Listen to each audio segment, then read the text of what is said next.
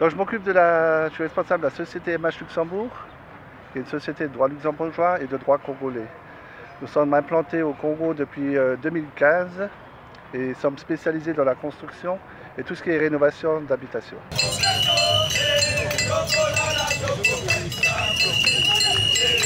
Tumba, directeur site MH Luxembourg. Donc, na kolobananga là, lolenge mon continent lobby. En fait, où ils allaient partenariat entre MH Luxembourg, des Busso, dans la ville-province de Kinshasa. Abonnez-vous gratuitement sur votre chaîne YouTube congodialogue.com. Abonnez-vous gratuitement sur votre chaîne YouTube congodialogue.com. Il y a Congo Dialogue photo solaka. congodialogue.com. Balobi yo nanga photo solo là. Soko ozali congolais ya solo et sengeli otala bobele Congo Dialogue. Donc mona awa bokozwa ba émission ya kitoko ya émission ya culture ya kitoko pona mboka na biso.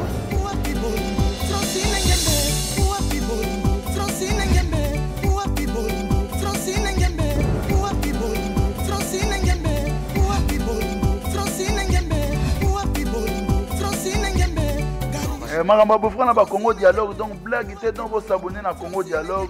Quand on parle de Congo, on voit directement les solos. Quand on parle de les solos, on voit la dame.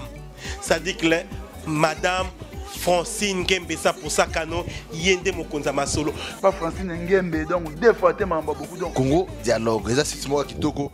Bandeko balandi, merci Nabino. Oyo bozuli bakuma la Rolanda biso na Congo Dialogue. Et c'est un réseau qui Sabino qui est bosé belé et surtout pour na Rolanda biso toza awawa.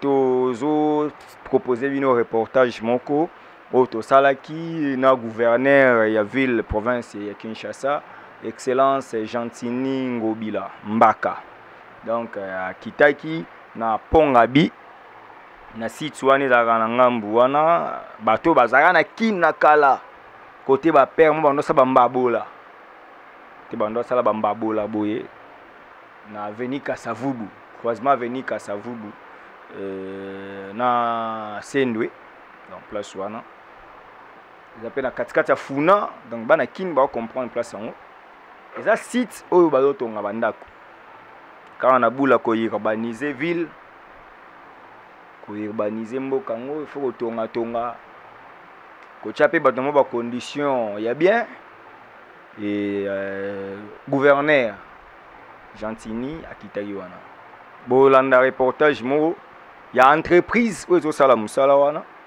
tozwaki bango et puis tozo rappeler que ezali projet ya honorable Roger Bimwala oyo azali député provincial ya Barumbu aza recteur ya université William Boots lo ba salutiste lokola ba ndeko na nga nyonso bozalaka na armée d'Isali boyebi ba Judith Masia bino donc Roger Bimwala nda aza initiateur en fait géniteur ya projet wana et fallait ville accompagner ville ne banda kongo ezotongama mais bango eza ba maison préfabriquée te bango meza ma ciment kayas moi ma misala ezosalama tolanda nanu ba interview et puis tozwi maman descente ya gouverneur ntango aye po gouverneur alobaki te aya tali après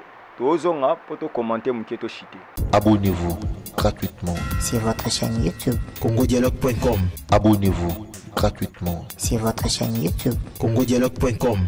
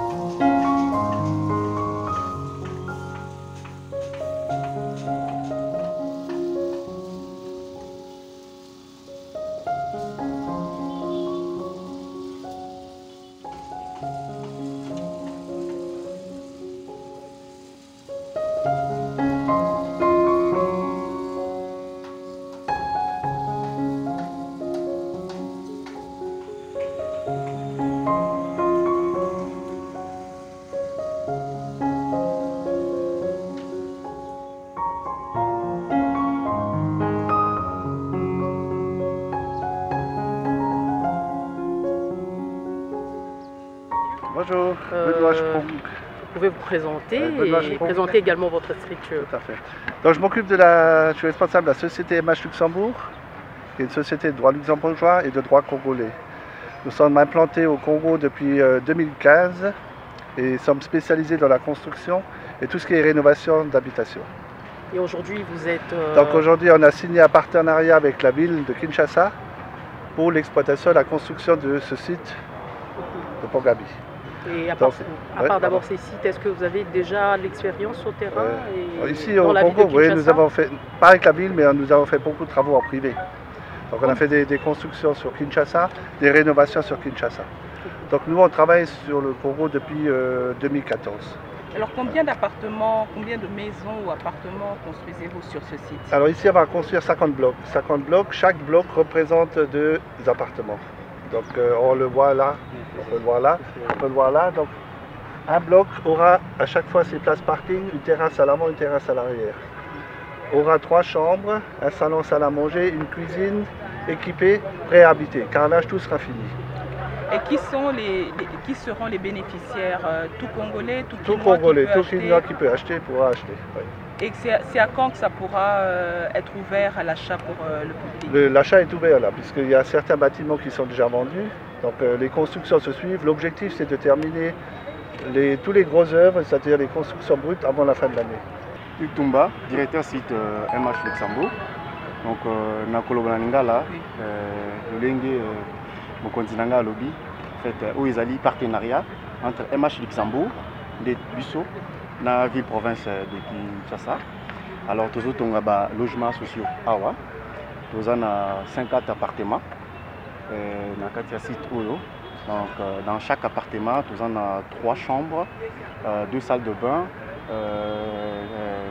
un WC visiteur et un salon, salle à manger et une cuisine équipée.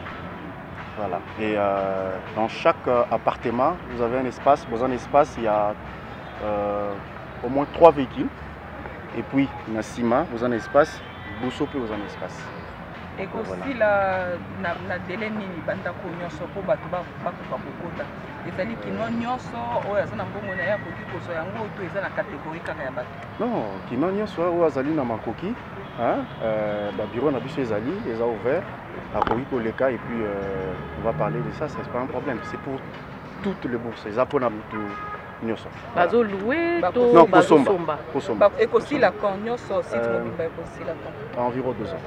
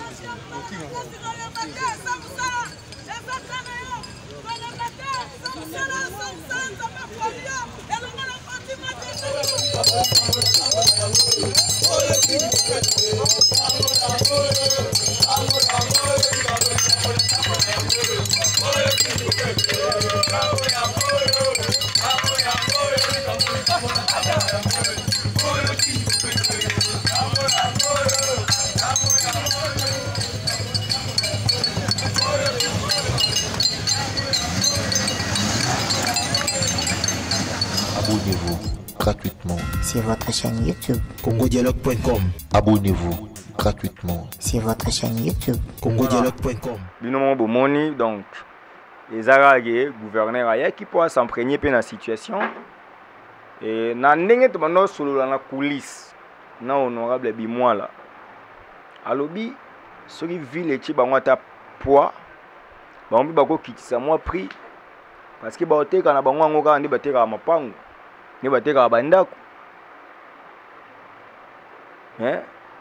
bango pe basala ciment ezaka nde ezalaka $9 donc 18 000 ciment ezaka nde boyebeli yango kayas bango basala dépense normale moi pe basala réduction makasi eza te mais prix est abordable mais ezala lokwa bawazizi na bacité du peuple te cité du peuple alemba banda batonga ngo na mona peuple kuna te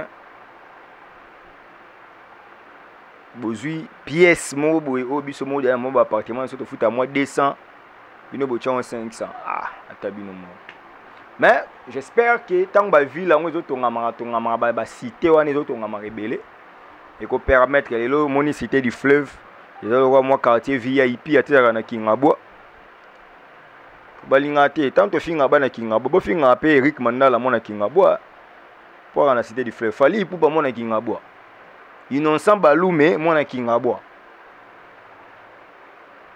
batutu bovanda na cité du fleuve na logique bovanda na Kingabwa mais Kingabwa au mona bo finga mutu so mona muta point chose au finga mais ce que moni ba urbaniser cité du fleuve et pesa Kingabwa valeur